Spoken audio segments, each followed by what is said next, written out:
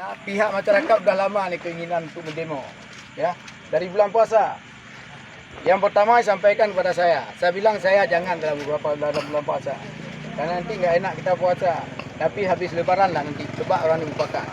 Apa yang dituntut sampaikan nanti. Mamet kok Ya. main ikut. Apa yang disampaikan kepada perusahaan silakan dituntut.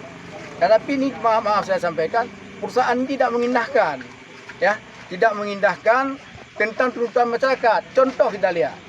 Mungkin holding Batura barang sudah diatur dalam juknisnya dan juga dalam MOU yang ditandatangani dengan Pemda Aceh Barat. Dan MOU-nya ini saya lihat sangat ironis sudah berakhir. Masa jatuh temponya sudah 6 bulan berakhir. Tidak ada lagi yang untuk bisa holding. Paling tidak pihak perusahaan harus menguruskan kembali holdingnya, izin holding.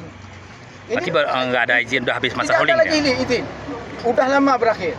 Okay. Saya punya dokumen semua. Malahan ini sekarang sudah terbentuk tim pansus.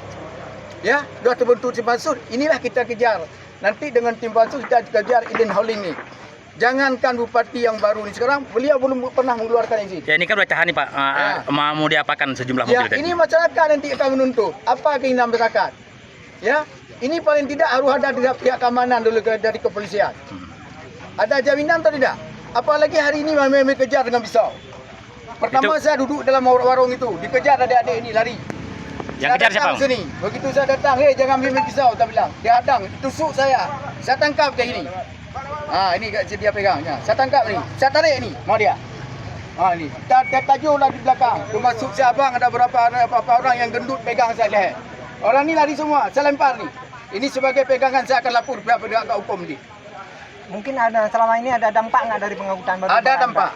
Yang pertama mobil kencang-kencang, muatannya melebihi dan juga pengangkutan siang malam. Itu pelaku penusukan tadi yang dugaan mau ini dari Itu pihak mana? Saya nggak tahu. Apa anak luar nggak tahu dia. Tapi rambutnya dicet dah.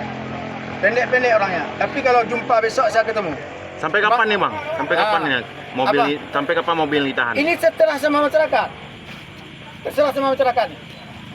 Oke. Ya, ini setelah masyarakat. Ini yang pertama ini udah main kriminal nih.